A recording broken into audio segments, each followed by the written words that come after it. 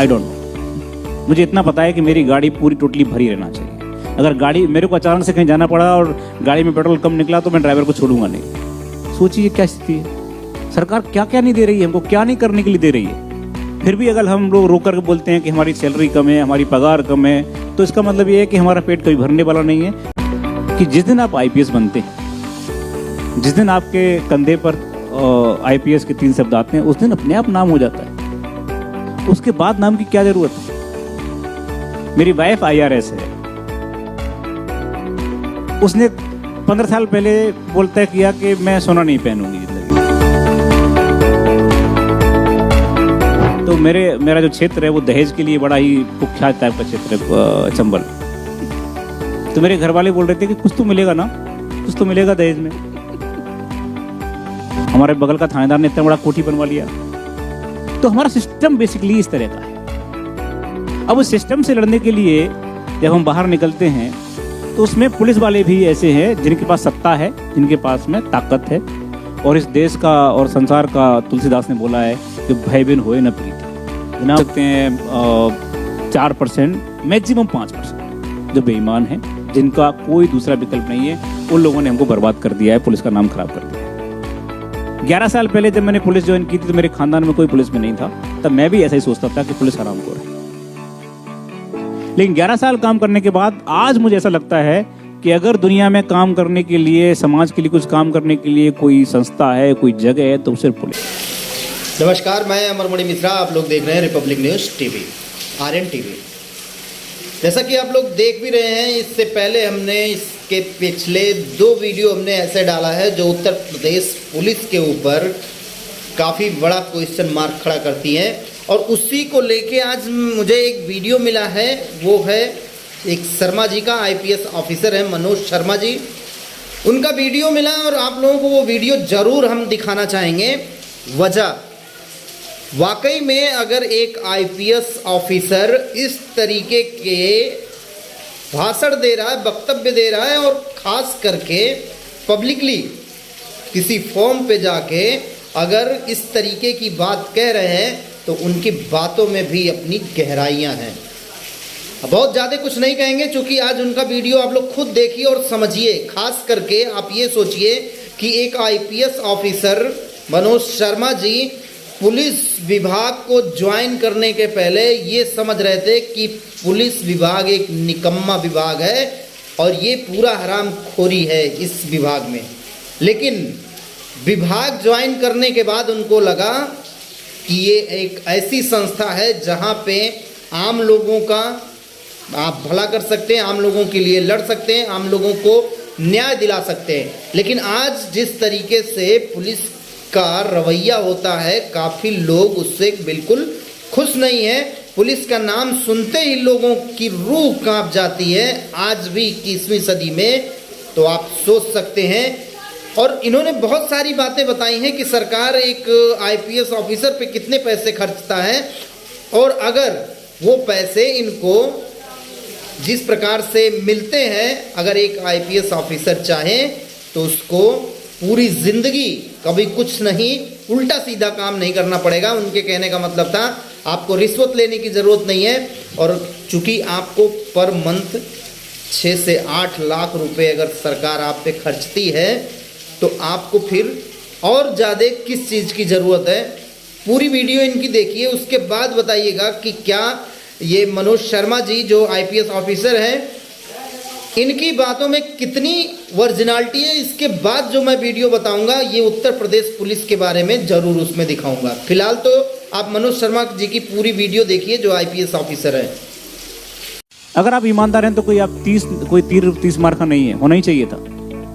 अगर आप IPS officer हैं तो आपको सरकार गाड़ी देती है, बेहतरीन गाड़ी देती है, 2 ड्राइवर देती है, 2 आरटीपीसी गनर देती है, घर में काम करने के लिए लोग देती है, घर किराए का जो घर देती है, इतना बड़ा घर देती है कि इसका किराया 5-6 लाख रुपए है, घर में गार्ड देती है। आप पूरा अगर कैलकुलेशन करेंगे तो एक आईपीएस ऑफिसर पर सरकार कम से कम हर महीने 7-8 लाख रुपए खर्च करती है। 7-8 लाख रुपए।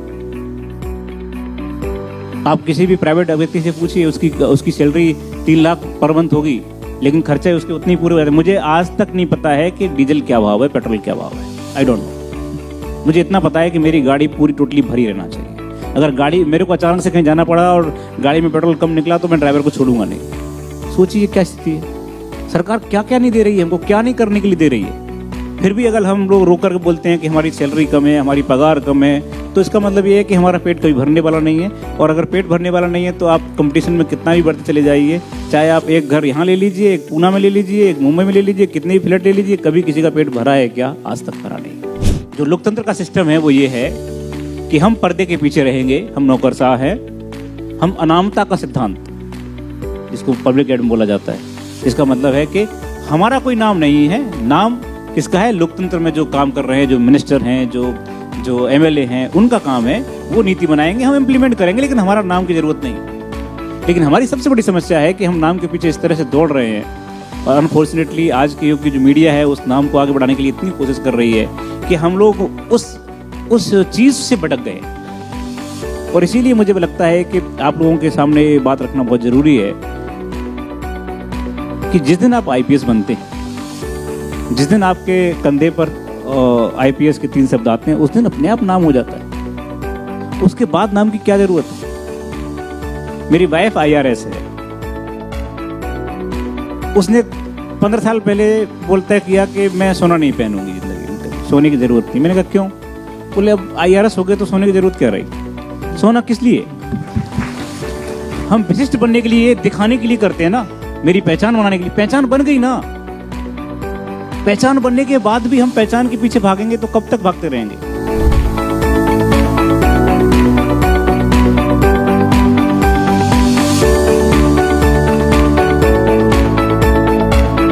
तो मेरा जो क्षेत्र है वो दहेज के लिए बड़ा ही कुख्यात टाइप का क्षेत्र है, चंबल।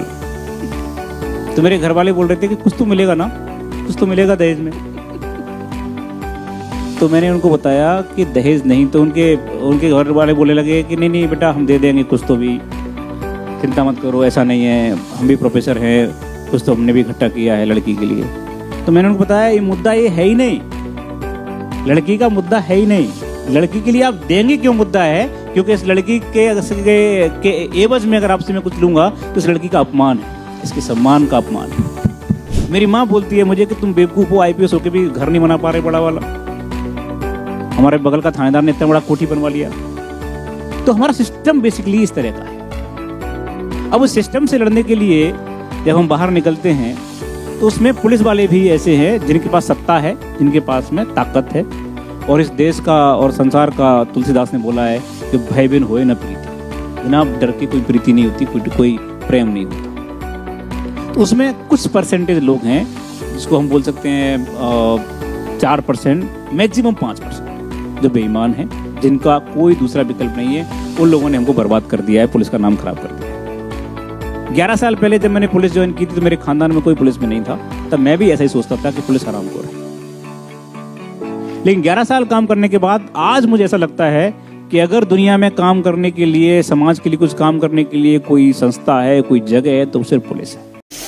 आप लोगों ने देखा, शर्मा जी ने सब कुछ बताया, और खास करके पुलिस विभाग के उन भ्रष्ट लोगों के लिए तो जरूर बहुत सारी चीज़ें बता दी हैं कि वाकई में ईमानदारी से अगर काम करना कोई चाह रहा है तो उसके लिए कितना ज़्यादा स्कोप है और वो बेहतर कर सकता है। आम लोगों के लिए, खास करके आम लोगों के लिए बेहतर कर सकता है। तो इनकी बातों से आप लोग कितने सहमत हैं, और क्या लगता है आपको कि वाकई में उत्तर प्रदेश में इस प्रकार से आज भी लोग काम करने वाले हैं क्या? जरूर बताइएगा कमेंट बॉक्स में। फिलहाल अभी आप लोग देख रहे थे रिपब्लिक न्यूज़ टीवी, मैं अमरमणि मिश्रा।